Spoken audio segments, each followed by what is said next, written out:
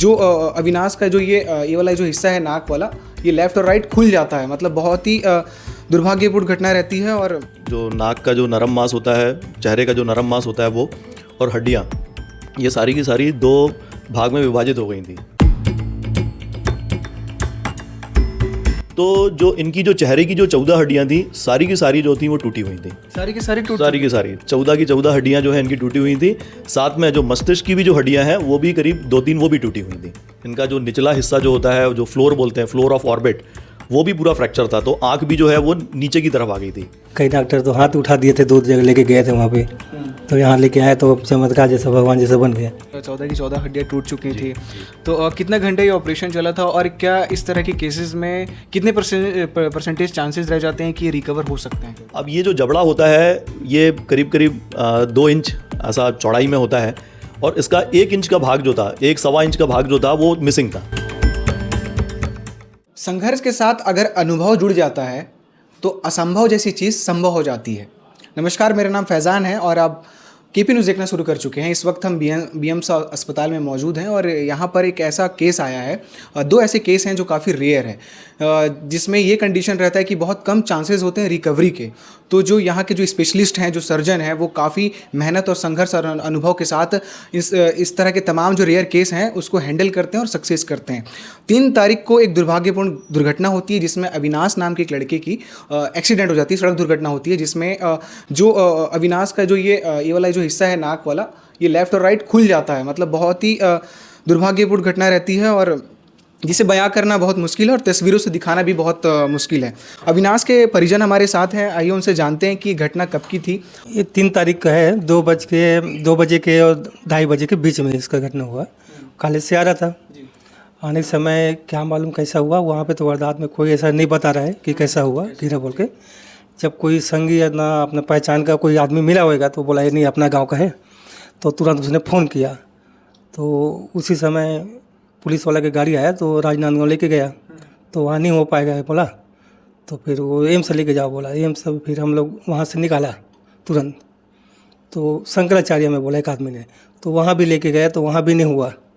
तो एक अपना गांव वाला मैं था, जो मैं दमान बोलता हूँ रिश्ते में गांव तरफ से, उसने बोला बीएम साहब में लेके जाओ और कोई बिंदास लेके जाओ, ऐसा बोला। जब आप अविनाश को देखे तो किस हालत में देखे? उस समय तो हमारा मतलब ऐसा था कि ये हो गया था, सही कैसा करेंगे सब बोल के, जो जैसा बोलता था वैसा, मतलब जहाँ दौड़ता था, ये हॉस्पिटल लेके जाओ तो वहीं लेके जाता, ऐसा हो गया था उस समय। उसको जिस तरह से गहरा चोट लगा था, हाँ। आपको लग रहा था कि अब ये रिकवर हो पाएगा या फिर ठीक से फिर से? नहीं, वो अब उतना तो हम लोग नहीं सोच, हम तो अपने बच्चे को बचाने की सोच रहे थे, कैसा भी बच जाए ऐसा सोच के। तो वही बोल रहा हूँ ना, अपना जो मेहमान था वो अपना गाँव वाला, उसने बोला बीएम से हम लेके जाओ, वहाँ हो जाएगा ऐसा बोला। हम डॉक्टर से भी बात करेंगे कि अविनाश का जो ऑपरेशन किए हैं डॉक्टर सुनील जी, जो नाक कान गला विशेषज्ञ हैं, वरिष्ठ हैं और सर्जन भी हैं, स्पेशलिस्ट भी हैं, काफ़ी साल का इन्हें अनुभव भी है, तो उनसे बातचीत करते हैं। सर, सबसे पहले तो आपका स्वागत है केपी न्यूज़ में। नमस्कार। अविनाश के साथ जो केस हुआ जी, आप उसको अगर थोड़ा सा ब्रीफ कर पाएँ तो किस तरह का केस था, क्योंकि बहुत गहरा चोट बताया जा रहा है। जी, ये हमारे यहाँ पर 3 तारीख को ही शाम को आए थे और फिर मुझे फ़ोन आया, तो मैंने इनको पहले इमरजेंसी रूम में, फिर कैजुअल्टी वहाँ से इनको आईसीयू में शिफ्ट किया गया। और मैं आईसीयू में मैंने इनको पहली बार देखा। तो जब मैंने इनको देखा तो इनका एक बहुत ही बड़ा गहरा घाव था, वो माथे से चालू होके पूरे नाक को और ऊपर के जबड़े को और नीचे वाले जबड़े को, सब जगह को स्प्लिट करते हुए, मतलब पूरा चेहरा जो है एक तरह से 2 भाग में विभाजित था। अच्छा। दाएं और बाएं विभाग में, मतलब सीधा खड़ा जो है गहरी चोट थी। और जो नाक का जो नरम मांस होता है, चेहरे का जो नरम मांस होता है वो, और हड्डियाँ, ये सारी की सारी 2 भाग में विभाजित हो गई थी, दाएं और बाएं में। फिर हमने कुछ जांच वगैरह के लिए भी लिखे, लेकिन उससे पहले कुछ चैलेंजेस थे हमारे लिए। चैलेंजेस ये थे कि इनकी सांस जो है वो ठीक से नहीं चल पा रही थी, क्योंकि इतना ज़्यादा ब्लड लॉस हुआ था इनको, और कुछ हिस्सा शायद इनकी श्वास नली में भी ब्लड का गया था। तो सबसे पहले इनको एक ट्यूब डाली गई जिससे कि इनका जो श्वास नली है उसको सिक्योर कर सकें। तो एंडोट्रैकियल ट्यूब बोलते हैं, जो श्वास नली में जाती है, जिसके द्वारा सुचारू रूप से जो है इनको हम हवा वगैरह दे सकते हैं और मतलब इनकी सांस जो है वो बराबर से चल सके। तो वो सब पहले किया गया। उसके बाद इनकी सब जांच वगैरह की गई, जिसमें सीटी स्कैन था और बाकी जो दूसरी सब जांचें थी। और सीटी स्कैन वगैरह में हमने देखा कि देखिए टोटल जो हमारी जो स्कल जो होता है, जिसको हम लोग आम भाषा में खोपड़ी बोलते हैं, इसमें टोटल 22 हड्डियाँ होती हैं। तो ये खोपड़ी जो है हमारी 2 भाग में विभाजित है, एक मस्तिष्क की हड्डियाँ और दूसरा चेहरे की हड्डियाँ। तो जो ऊपर वाला हिस्सा जो होता है, जिसके अंदर मस्तिष्क होता है, वो मस्तिष्क की हड्डियाँ होती हैं, और जो कि करीब 8 हड्डियाँ होती हैं, और जो चेहरे पे जो हड्डियाँ होती हैं वो करीब 14 हड्डियाँ होती हैं। तो जो इनकी जो चेहरे की जो 14 हड्डियाँ थी, सारी की सारी जो थी वो टूटी हुई थी। सारी की सारी सारी की सारी 14 की 14 हड्डियाँ जो है इनकी टूटी हुई थी। साथ में जो मस्तिष्क की भी जो हड्डियाँ हैं वो भी करीब 2-3 वो भी टूटी हुई थी।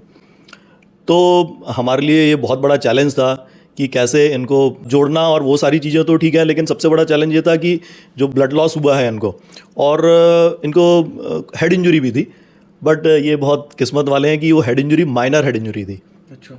तो वो मोटे तौर पे मैं ये बोलूँ कि ये थोड़ी देर के लिए बेहोश हुए थे जब इनका जो एक्सीडेंट हुआ था, जो इनने ऐसा बताया, क्योंकि इनको उसका कोई याददाश्त में नहीं है। तो होश में आने के बाद में और यहाँ भी आने के बाद में ये होश में ही थे, तो वो कोई प्रॉब्लम नहीं थी इन्हें। अब फिर उसके बाद में पूरा हमारी टीम जो है वो बैठ के, अब हमारी बीएम शाह में आईसीयू के डॉक्टर्स हैं, न्यूरो वाले डॉक्टर हैं, डॉक्टर अनिंदो रॉय हैं, एनेस्थीसिया वाले डॉक्टर हैं, डॉक्टर नीरज हैं। तो हमने सबने मिल के इसकी पूरी प्लानिंग की, क्योंकि चैलेंजेस थे। एक तो ये कि इनको हम बेहोशी की दवाई कैसे दें, क्योंकि जब चेहरे की हड्डी को रिपेयर किया जाता है तो सारा कुछ जो है, नाक को भी रिपेयर करना है, मुंह को भी रिपेयर करना है, और जो श्वास के लिए जो ट्यूब डाली जाती है वो या तो नाक से डाली जाती है या मुंह से डाली जा सकती है, लेकिन ये दोनों जगह से ही हम नहीं डाल सकते थे, क्योंकि बाकी हड्डियाँ भी हमें जोड़ना थी। तो उसके लिए फिर हमने प्लान किया, और उसके बाद में एक ट्रैकेस्टॉमी की। ट्रैकेस्टॉमी मतलब गले से जो है एक नली डाली जाती है, गले का जो निचला हिस्सा होता है यहाँ पर, यहाँ से एक नली डालते हैं, और उसके द्वारा फिर इनको जो है एनेस्थीसिया और बाकी सब जो दवाइयाँ हैं इसके द्वारा दी गई। और चूँकि जैसे मैंने बताया कि चेहरे की ऑलमोस्ट 14 हड्डियाँ जो होती हैं सारी टूटी हुई थी, तो अब ये था कि उसका सबसे पहले हमें बेस बनाना होता है। जब तक बेस नहीं बनेगा तब तक आप उसको बाकी हड्डियों को जोड़ोगे कैसे। उसके अलावा बेस बनाने के साथ साथ में जो ऑक्लूजन होता है, ऑक्लूजन का मतलब ये होता है कि जो हमारा ऊपर का जबड़ा है और जो नीचे का जबड़ा है वो एक प्रॉपर तरीके से बैठता है। ये जबड़े कभी भी, दांत जो हैं एक ऊपर एक नहीं बैठते हैं। हमारा जो ऊपर का जबड़ा है थोड़ा सा आगे रहता है, उसके दांत थोड़े से आगे रहते हैं, और नीचे वाले जबड़े के थोड़े से पीछे रहते हैं, तो उसको हम लोग ऑक्लूजन बोलते हैं। तो ये ऑक्लूजन बनाना बहुत इंपॉर्टेंट होता है, क्योंकि आगे जैसे सर्जरी कर दी और अगर ऑक्लूजन हमारा सही नहीं बैठा तो इनको जीवन भर खाने पीने में दिक्कत रहेगी, चबा नहीं पाएंगे, और क्योंकि दांत एक दूसरे पे बराबर से बैठना बहुत ज़रूरी है। तो अब हमने एक एक करके, क्योंकि घाव काफ़ी गहरा था, तालू भी फटा हुआ था, ज़ुबान भी कटी हुई थी, तो सबसे पहले गहराई से हमने उसको रिपेयर करना चालू किया। उसके बाद में जो बड़ी बड़ी हड्डियाँ होती हैं, जो नीचे का जबड़ा होता है और ऊपर का जो जबड़ा होता है, इसको हमने बांधा, और उसके बाद में उसमें ऑक्लूजन मिलाया, ताकि जो ऊपर की जो हड्डियाँ हैं और साइड की हड्डियाँ जो हैं उनको बराबर से जो है हम बिठा सकें। और ये सब करने के बाद में इनकी सारी जो हड्डियाँ हैं, एक और इसमें चैलेंज था कि जो नीचे का जो जबड़ा था उसमें दांत के साथ में हड्डी का एक भाग भी जो था वो मिसिंग था। तो अब ये जो जबड़ा होता है ये करीब करीब 2 इंच ऐसा चौड़ाई में होता है, और इसका 1 इंच का भाग जो था, 1-1.25 इंच का भाग जो था वो मिसिंग था। तो वो भी हमारे लिए बहुत बड़ा चैलेंज था कि हम इसको कैसे क्या करें। तो उसके लिए फिर हमने एक उपाय किया कि पहले तो जितना भी बचा हुआ हिस्सा था उसको हमने बराबर से जोड़ा, और जो ऊपर के से जबड़े से, क्योंकि ऊपर का जबड़ा पूरा चूरा चूरा हो गया था, तो उसका 1-2 हड्डी के जो टुकड़े थे वो हमने नीचे वाले जबड़े में उसको डाल के और फिर उसको जो है साधा है, उसको इस तरह से फिर बनाया है। और बाकी फिर ये सब होने के बाद में जब एक बार ऑक्लूजन बन गया, हमारा दांतों का जो रिलेशन होता है वो बराबर से एक दूसरे जैसे बैठते हैं, वो सब जब हमने बना लिया, फिर ऊपर का जबड़ा और फिर ये जो साइड में जो हमारे गालों का जो साइड में जो उभार होता है वो, और फिर आँख भी जो थी, इनकी दोनों आँख जो थी, इनका जो निचला हिस्सा जो होता है, जो फ्लोर बोलते हैं, फ्लोर ऑफ ऑर्बिट, वो भी पूरा फ्रैक्चर था। तो आँख भी जो है वो नीचे की तरफ आ गई थी, तो उसको भी बिठाया हमने। और बाकी इसके लिए जोड़ने के लिए हम लोग प्लेट्स यूज़ करते हैं, मिनी प्लेट्स बोलते हैं। मिनी प्लेट्स और स्क्रू होते हैं, छोटी छोटी प्लेट्स होती हैं, टाइटेनियम मटेरियल होता है उसका, प्लेट्स होती हैं। तो उसके द्वारा ये सारे जितने भी हड्डी के टूटे हुए भाग थे इनको सब हमने बराबर से ये किया, जोड़ा। और उसके बाद में जो ऊपर का जो हिस्सा था, जो नरम मांस जो है माथे से लेके और जो नाक का हिस्सा और जो ऊपर के होंठ, नीचे के होंठ और पूरा जो चिन जो होता है नीचे के जबड़े तक, तो ये पूरा जो नरम मांस था इसको फिर हमने एक एक करके लेयर बाई लेयर उसको जोड़ा है। तो ये सिर्फ यहीं तक ही सीमित नहीं है, इसके बाद चैलेंजेस और भी थे, क्योंकि ये जो हमने एनेस्थीसिया जो दिया था, वैसे मैंने बताया ट्रैकेस्टोमी के द्वारा दिया गया था, जो गले में जो नली डाली थी, तो उसको निकालने के बाद में, क्योंकि अंदर में काफ़ी सूजन आई थी, जुबान कटी हुई थी इनकी, तालू पूरा कटा हुआ था, तो रिपेयर होने के बाद में ये था कि सांस ठीक से ले पाएंगे नहीं ले पाएंगे। फिर एक एक करके जो है ये सारी चीज़ों को हटाया गया। जो ट्रैकेस्टोमी को हटाया हमने चौथे पाँचवें दिन, फिर ये सुचारू रूप से सांस ले सकें। और फिर उसके बाद एक और चैलेंज आया कि ये गिटक नहीं पा रहे थे, कुछ भी चीज़ खा पी नहीं पा रहे थे। तो उसका हमारे पास एक टेम्पररी सॉल्यूशन रहता है कि हम लोग एक ट्यूब डाल देते हैं नाक से पेट में, ताकि जो है वो खाना पीना जो है सेमी सॉलिड टाइप का या लिक्विड टाइप का जो है हम उसके द्वारा दे सकें। लेकिन साथ साथ में हम लोग ये भी एंकरेज करते हैं कि जब ट्यूब पड़ी रहती है तो कुछ मुंह से भी वो लिक्विड्स वगैरह लें। लेकिन जब भी ये लिक्विड्स लेते थे तो इनको ठसका आ जाता था, क्योंकि इनकी जो मांसपेशियाँ थी ज़ुबान की और जो तालू की जो मांसपेशियाँ थी वो बराबर से जो है कटने फटने के बाद में उतने ढंग से काम नहीं कर पा रही थी, तो इसीलिए ठीक से ये गिटक नहीं पा रहे थे। और जब आदमी गिटक नहीं पाता है तो जो खाना जो मुंह में गया हुआ है वो श्वास नली में जाने का खतरा रहता है। तो अगर श्वास नली में खाना चला जाए तो फेफड़े का इन्फेक्शन हो सकता है। तो ये सारे चैलेंजेस से धीरे धीरे करके हम लोग बाहर निकले। इनको हमने कुछ थेरेपीज़ वगैरह दी जिससे कि इनकी स्वॉलोइंग जो है वो इम्प्रूव हो, जो गिटकने की जो क्षमता है इनकी वो इम्प्रूव हो। तो ओवर द टाइम अभी मेरे ख्याल से 25 दिन हो गए हैं, तो 25 दिन में अब धीरे धीरे ये इम्प्रूवमेंट आ गया है कि अब वो गिटक पा रहे हैं। थोड़ी सी है परेशानी उसमें, बट अब वो गिटकने लगे हैं। और कुछ छोटी मोटी चीज़ें और रह गई हैं, जैसे कि एक इनका जो मुंह जो है, चूँकि काफ़ी बड़ा इनका जो है वो गहरा घाव था, तो कुछ उसके द्वारा कुछ नसें वगैरह भी जो इनकी शायद कटी हैं या जो भी हैं, तो जो चेहरे की मांसपेशियां हैं वो भी अभी पूरी तरह से काम नहीं कर पा रही हैं। इसीलिए थोड़ा सा इनका मुंह का जो हिस्सा है वो पूरी तरह से बंद नहीं कर पा रहे हैं। लेकिन वो भी हम लोग थेरेपी दे रहे हैं उसके लिए, ताकि वो भी उसमें भी इम्प्रूवमेंट आए। और आगे जिस तरह का जो केस है बहुत रेयर केस है और बहुत ज़्यादा चैलेंजिंग है, क्योंकि आप जिस तरह से बता रहे हैं कि 14 की 14 हड्डियाँ टूट चुकी थी, तो कितना घंटे ये ऑपरेशन चला था और क्या इस तरह के केसेस में कितने परसेंटेज चांसेस रह जाते हैं कि रिकवर हो सकते हैं? ओके, देखिए सबसे पहली चीज़ तो इसको हमने करीब 3 स्टेज में किया। सबसे पहली बार जब हमने किया तो करीब वो 7.5 घंटे की सर्जरी थी। फिर उसके बाद में हमने जो सेकंड टाइम जब लिया तो वो भी करीब 1.5 घंटे किया, और उसके बाद में फिर से किया तो वो भी करीब 1-1.5 घंटा वो भी किया। तो करीब 3 स्टेज में इनकी सर्जरी हुई। और जो आपका बोलना है कि कितने चांसेस रहती हैं, जिसको हम लोग प्रोग्नोसिस बोलते हैं, तो देखिए प्रोग्नोसिस जो चीज़ है, एक चीज़ जो हमें बहुत अच्छी लगी थी, जो समझ में आई थी कि इनको कोई हेड इंजरी नहीं थी, या हेड इंजरी थी तो माइनर थी, ऐसा नहीं कि नहीं थी, माइनर हेड इंजरी थी। तो मस्तिष्क में अगर कोई गहरी चोट नहीं है और बाकी जो चेहरे की जो हड्डियां हैं और ये वो, तो हम लोग थोड़ा सा कॉन्फिडेंट थे कि हम लोग अच्छे से कर पाएंगे और अच्छे से इनकी सर्जरी हो पाएगी। और सबसे इम्पॉर्टेंट चीज़ है कि जो हमारी जो टीम है, एक्चुअली जो सामने में सर्जन ही दिखता है, लेकिन हमारी जो टीम है वो काफ़ी बड़ी है। एनेस्थेटिस्ट हैं, इसके अलावा जो हमारे आईसीयू के जो स्टाफ हैं वो जो दिन रात जो केयर करते हैं, जो हर तरह से जैसे जो मैंने बोला कि इनको जब सांस लेने की प्रॉब्लम थी तो वो ट्यूब डालना, और जब गिटक नहीं पा रहे थे तो जो मुंह में जो रह जाता है उसको सक्शन करके निकालना, नहीं तो वो श्वास नली में चले जाएगा तो उससे संक्रमण हो सकता है। और पूरे घाव की साफ़ सफाई रखना, क्योंकि आप जानते हैं नाक एक ऐसी जगह है जहाँ से हम हवा लेते हैं, जहाँ से हमारी सांस चलती है। अगर संक्रमण हवा के द्वारा तो जाएगा ही जाएगा, और वहीं पर आपके प्लेट्स लगी हुई हैं, वहीं पर टाँके लगे हुए हैं, तो ये काफ़ी चैलेंजिंग रहता है कहीं कोई इन्फेक्शन ना हो जाए। तो वो सब चीज़ों से धीरे धीरे इनको बाहर निकले हैं ये। एक और जो चीज़ होती है कि सर्जन को कॉन्फिडेंस कैसे आता है। सर्जन को कॉन्फिडेंस 2 ही चीज़ों से आता है। एक तो ये कि आपकी बैकअप टीम बहुत मजबूत होनी चाहिए, जो हमारे एनेस्थेटिस्ट हैं और जो बीएम शाम है, हमारी जो ओवरऑल जो टीम है। अब मैं इतने सारे लोग हैं इसके पीछे में कि सबके मैं नाम भी नहीं ले सकता हूँ।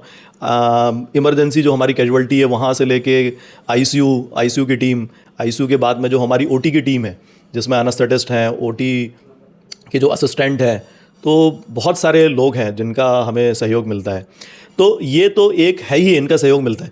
दूसरा और जो सबसे इम्पॉर्टेंट चीज़ होती है कि जो बच्चे के जो माँ बाप हैं, जो पेरेंट्स के जो रिलेटिव हैं, उनका क्या रवैया है और वो हम पे कितना विश्वास कर रहे हैं और हमारे बताने पर वो कितना तैयार हो पा रहे हैं। ये एक बहुत ही इम्पॉर्टेंट चीज़ होती है हमारे लिए, क्योंकि अगर पेशेंट के रिलेटिव्स को हम पे कॉन्फिडेंस है तो हम लोग शायद ज़्यादा अच्छा कर पाते हैं और ज़्यादा एक क्या बोलना चाहिए कि एक फ्री माइंड से, और उनको हर चीज़ बता के और सारी चीज़ एक्सप्लेन करने के बाद में, और अगर वो हर तरह से तैयार होते हैं, हर तरह के चैलेंज जो है हम जो भी बताते हैं, और मेरे ख्याल से जितने भी चैलेंजेस आए इनने हर तरह से एक्सेप्ट किए इनके पेरेंट्स ने। ये बहुत बड़ी एक चीज़ है और वो हमारा जो कॉन्फिडेंस है उसको बूस्टअप करती है कि हम एक और बेहतर प्रयास करें। तो अभी मैं ये नहीं बोलूँगा कि ये 100% एकदम ठीक हो गए हैं, अभी भी कुछ कमियां हैं, लेकिन हम अभी भी प्रयास कर रहे हैं और बस यही है कि प्रयास करते रहेंगे तो कामयाबी मिलेगी।